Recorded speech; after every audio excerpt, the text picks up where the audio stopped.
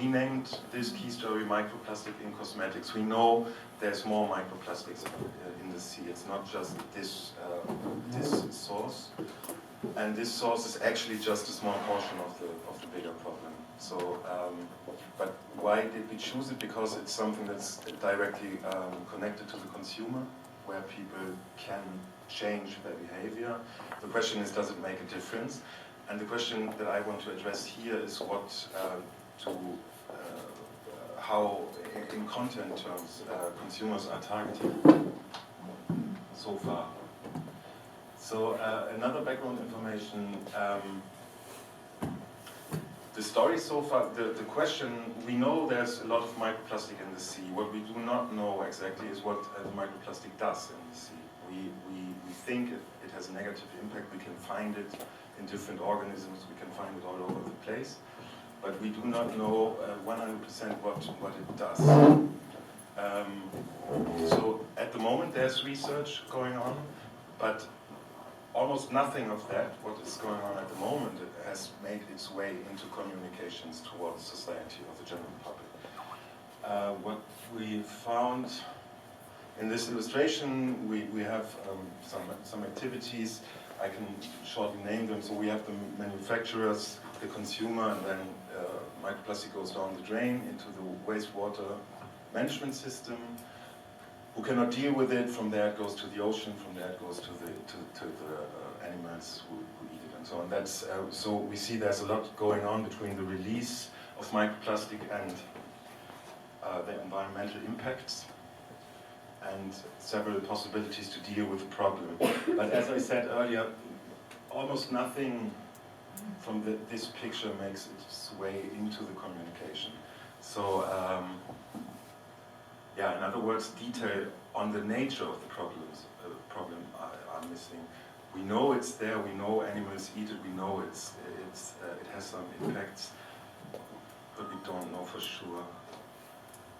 So if you look at communication, this is a specific case. It's the same thing, but I just took out what is not communicated. It's the same thing. You get microplastic in the products. Consumers flush it down the drain. It goes to the sea. But then the story stops at the possibility that you, as a consumer, again eat that stuff in your fish, and it stops there. This is one specific product in Germany from one of the biggest nature conservation NGOs, and it's just background information for a shopping guide.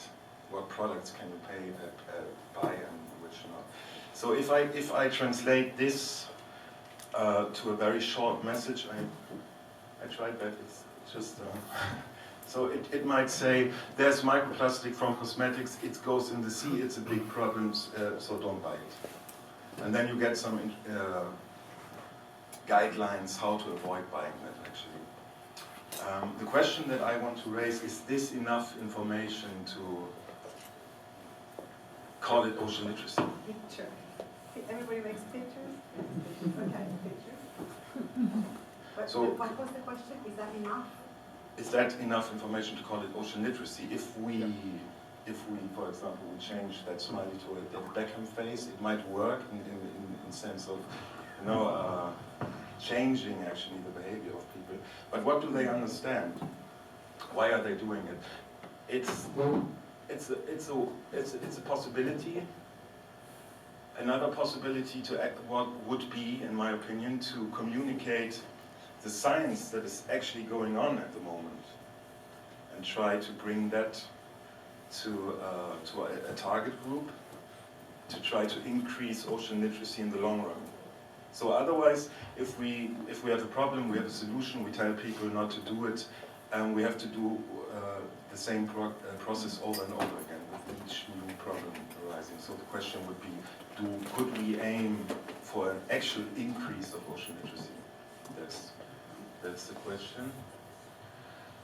Another thing would be, of course, there is a place, or there is a need to act, because we know that the microplastic is going into the sea, so we could also communicate that the precautionary principle is a response to the problem, but we do not know exactly what is what is behind the problem, what's coming out of the problem. And yeah, that's what I said earlier, that research itself can be communicated also as something that's more than just guidance to change your behavior, but actually to understand why there's a need to change the behavior. That's a short introduction to the way we deal with things, and it's a basis for discussion maybe later. Okay. Thank you very much, Tamer.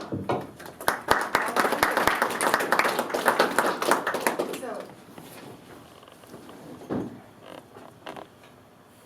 I have a negative impact on microphones.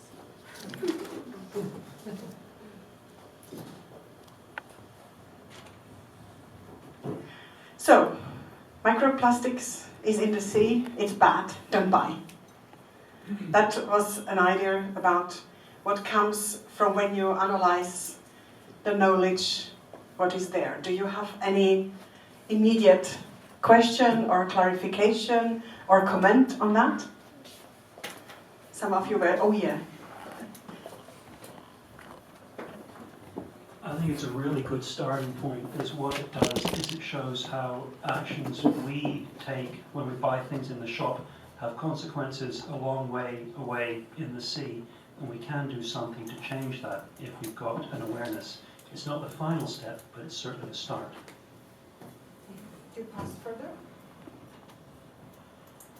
Yeah, I think it's a really good subject.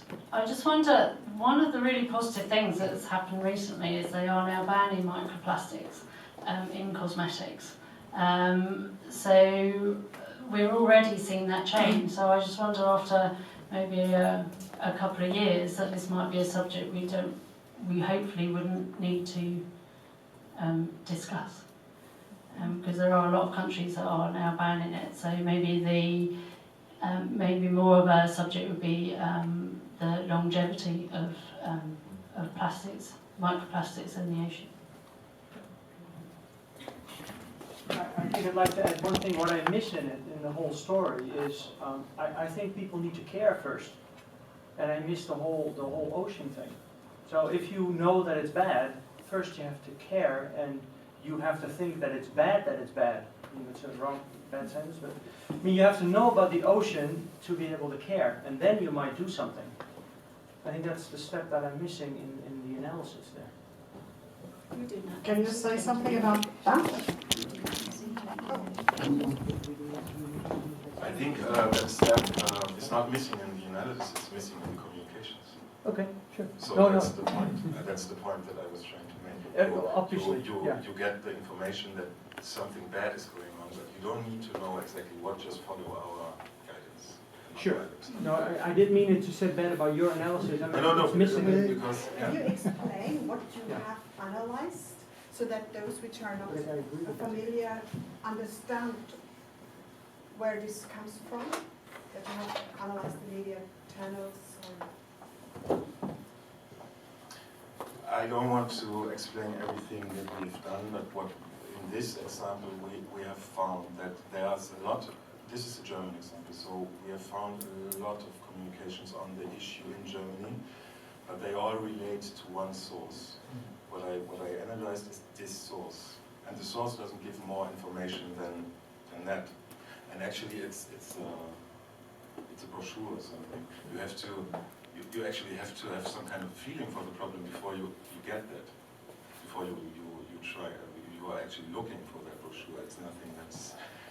It's not in the discourse of people or something. So the question would be, for me, it's a basis to turn it around and talk about the uncertainties,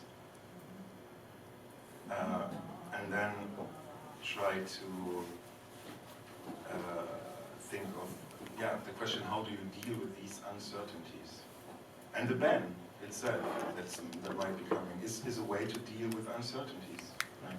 So the communication should maybe also turn that way, if we are targeting the general public.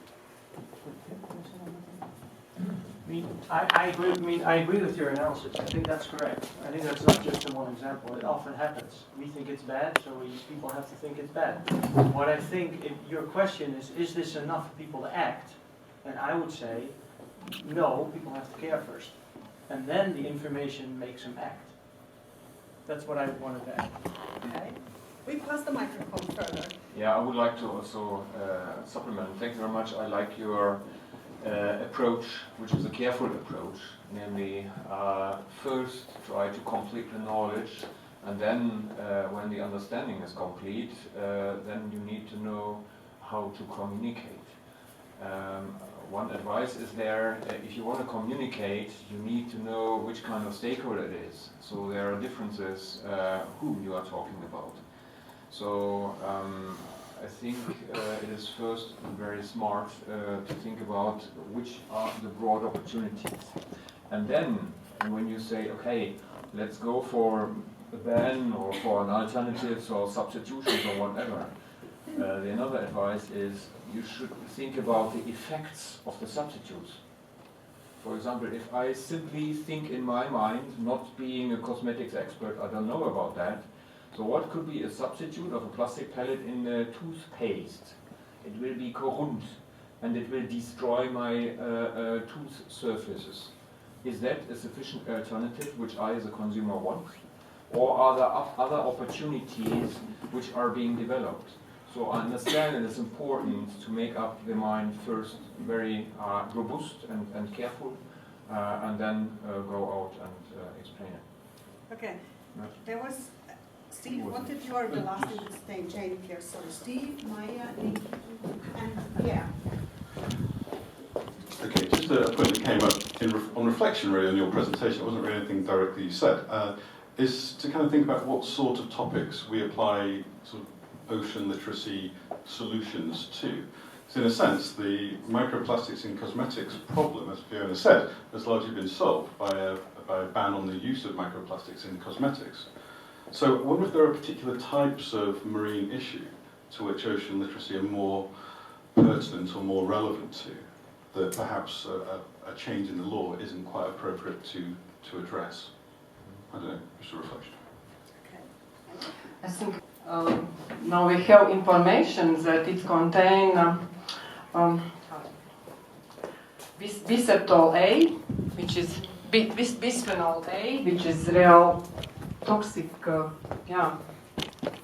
humans.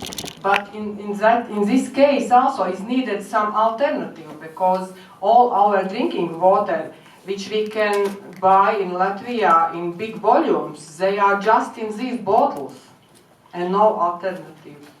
Okay. We still talk a little bit about microplastic in cosmetics. It's also plastic. It is macroplastic. Yeah. Okay. Nick. Besides that, Macroplastic. Yes, that was interesting, and it shows us how important the target audience is to start at the end, to go back to the beginning, because for a consumer, a very, very simplistic message might be the right one. A consumer that who is not engaged and is not going to give much attention to it, but a more sophisticated, more detailed knowledge is going to work better for a different target audience, such as the cosmetics industry. That's all. Yes, thank you.